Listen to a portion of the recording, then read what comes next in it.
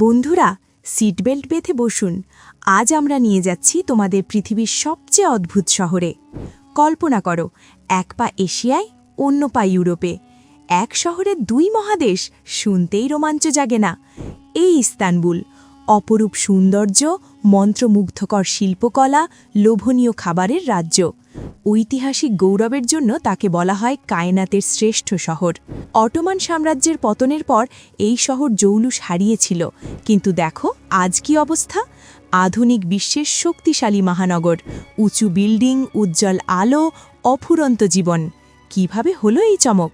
এসব কিছু জানার আগে আপনি ভিডিওটি কোথা থেকে দেখছেন তার নিচের কমেন্ট বক্সে জানিয়ে দেবেন। বন্ধুরা, সবার আগে জেনে নিই ইস্তানবুলের আজকের অবস্থা। এই মেগাসিটি কিভাবে জেগে আছে। এই শহরের মোট জনসংখ্যা 1,60,00,000 স্থায়ী বাসিন্দা এবং প্রতি বছর 2 কোটির বেশি পর্যটক ভিড় করে। কল্পনা করুন, বসফরাসের তীরে এত মানুষের উত্তেজনা। তুরস্কের বড় শহরগুলোর কথা বললে ইস্তানবুল সবার মুখে আসে প্রথমে। কিন্তু একটা টুইস্ট, দেশের রাজধানী তো আঙ্কারা, ইস্তানবুল নয়। তবু জনপ্রিয়তায়, অর্থনীতিতে এটাই তুরস্কের হৃদয়। এখানকার বন্দর থেকে $1 বিলিয়ন ব্যবসা হয়। আকাশছোঁয়া বিল্ডিংয়ে আধুনিক জীবন, আর রাতের বাজারে অফুরন্ত খাবার, যেমন কেবাব, বাকলাভা।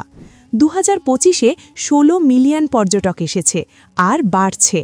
ইস্তানবুল, যেখানে প্রাচীনত্ব আর আধুনিকতা নাচে একসাথে। ইস্তানবুলের ইতিহাস হাজার বছরের পুরনো। এই শহর একসময় 3টি মহান সাম্রাজ্যের রাজধানী ছিল: রোমান, বাইজেন্টাইন এবং অটোমান।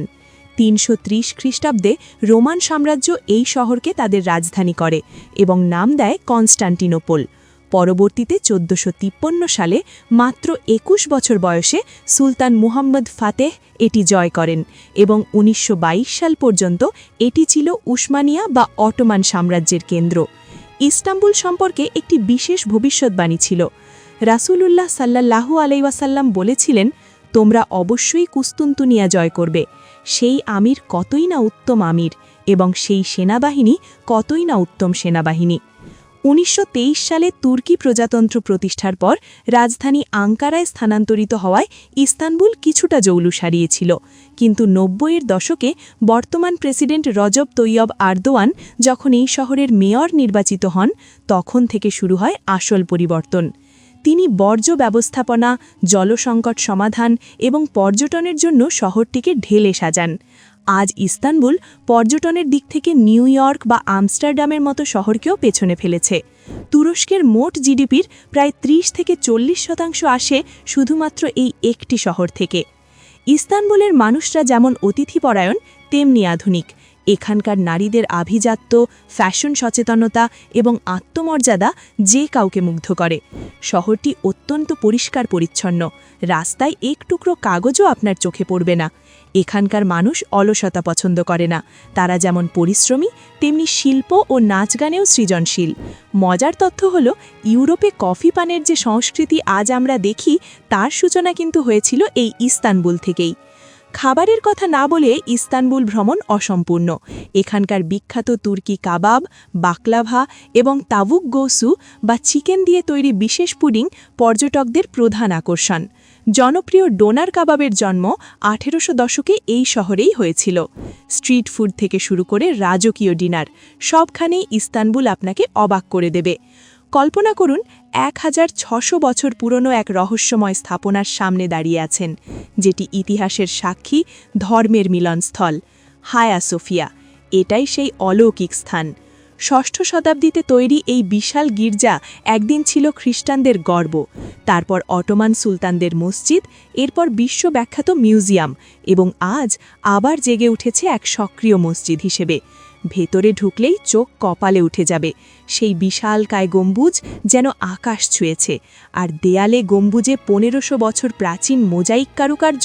ওয়াও, আপনার মন ভরে যাবে অবাক করে দিয়ে। এবার চলুন সেই রাজকীয় প্রাসাদে, তোপকাপি প্যালেস। 1459 সালে নির্মিত এই স্থাপত্যের রত্ন প্রায় 400 বছর ধরে অটোমান সুলতানদের শাসনকেন্দ্র ছিল। কল্পনা করুন সুলতানরা এখান থেকে সাম্রাজ্য চালাতেন। সবচেয়ে রোমাঞ্চকর হারেমের গোপন ঘরগুলো, যেখানে রাজপরিবারের জীবনের রহস্য লুকিয়ে। আর পবিত্র নিদর্শন কক্ষ, ওখানে ইসলামের প্রাচীনতম পবিত্র বস্ত্র, নবীর পায়ের ছাপ, এমন ঐতিহাসিক ধনরত্ন যা দেখলেই শিহরণ জাগবে শরীরে। পর্যটকরা এখানে ঘুরে ফিরে আসতে চায় বারবার। ব্লু মসজিদ, ১৬০৯ সালে নির্মিত এই অলৌকিক স্থাপত্য বিশ্বের সবচেয়ে বিখ্যাত নীল মসজিদ। কেন নাম নীল? ভেতরে ঢুকলেই রহস্য উন্মোচিত। হাজার হাজার চকচকে নীল টাইলস দেয়াল গম্বুজে ছড়িয়ে আছে, যেন সমুদ্রের ঢেউ ভেসে উঠেছে। আর ৬টি মিনার, ওগুলো আকাশ ছুঁয়ে দাঁড়িয়ে মসজিদকে রাজকীয় মর্যাদা দিয়েছে। বিশেষত্ব, এটি হায়া সোফিয়ার ঠিক বিপরীতে। দুই জায়গার মিলনে ইস্তানবুলের ইতিহাস জেগে ওঠে। আপনি কি প্রস্তুত এই নীল জাদুতে মোহিত হতে? এবার নেমে আসুন মাটির নিচে, এক প্রাচীন রহস্যের জগতে। বেসিলিকা সিস্টার্ন, খ্রিস্টপূর্ব ৫৩২-এ তৈরি এই বিশাল ভূগর্ভস্থ জলাধার ইস্তানবুলের নিচে লুকিয়ে আছে। ৩৩৬টি মার্বেল স্তম্ভের নিচে শান্ত পানির প্রতিফলন দেখুন, যেন এক অনন্ত গুহা। আর সেই রোমাঞ্চকর মেডুসার মাথার মূর্তি, গ্রিক পুরাণের এই রহস্যময় মুখ দুটো উল্টো করে বসানো। কেন? কোনো রহস্য জানেন? এখানে এলে সময় থেমে যায়, আপনাকে নিয়ে যায় হাজার বছর পিছনে। চলুন এবার ঢুকে পড়ি ১০০০ বছর প্রাচীন বাজারের উত্তেজনায়। গ্র্যান্ড বাজার, বিশ্বের সবচেয়ে প্রাচীন এবং বিশাল ঢাকা বাজার। ৪,০০০-এরও বেশি দোকান, ৩০,৭০০ বর্গমিটারে জুড়ে ছড়ানো। এখানে ইতিহাসের সুবাস মিশে আছে মশলা, সোনার গন্ধে। কল্পনা করুন রঙিন লণ্ঠন, জড়ি, মশলা, সব কিছুতে দরাদরি করে কেনাকাটা। ওই আনন্দই আলাদা বন্ধুরা, যেন এক লাইভ অ্যাডভেঞ্চার। এবার শান্তির দ্বীপে পালাই, প্রিন্সেস আইল্যান্ড। মারমারা সাগরের হাড়ের মতো এই দ্বীপপুঞ্জে কোনো মোটর গাড়ি নেই, শুধু ঘোড়ার গাড়ি, এখন ইলেকট্রিক আর সাইকেল। সমুদ্রের হাওয়ায় ভেসে বেড়ান। শান্ত পরিবেশ, নীল জল, সবুজ পাহাড়, অতুলনীয় শান্তি। এখানে এলে মন ভরে যাবে। ভারতীয় বাংলাদেশি ভ্রমণকারীদের জন্য সুপার টিপস। তুর্কি ভিসা সহজ, ই ভিসা বা স্টিকার পান।